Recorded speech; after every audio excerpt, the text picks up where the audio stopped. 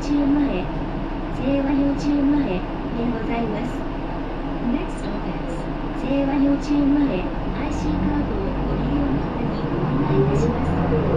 複数人や各種割引等にご利用の方は、降車時のタッチセンターにお申し付けください。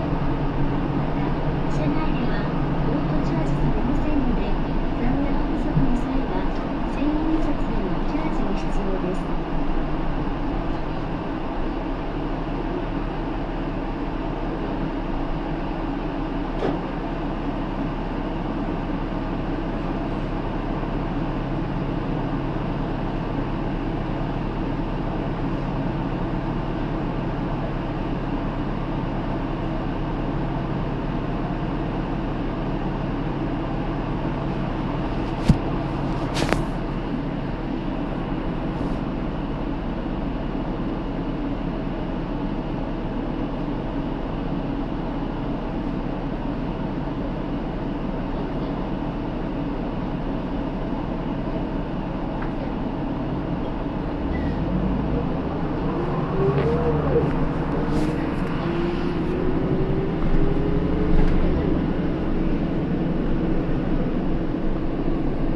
長らくのご乗車お疲れ様でした。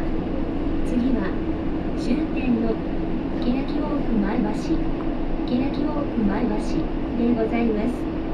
どなた様も車内にお忘れ物、落とし物がございませんようご注意ください。本日は関越交通バスをご利用いただきまして誠にありがとうございました。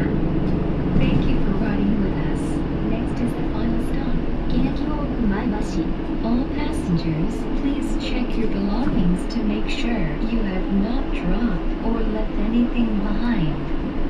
Thank you for using the Kanetsu Kotsu bus today.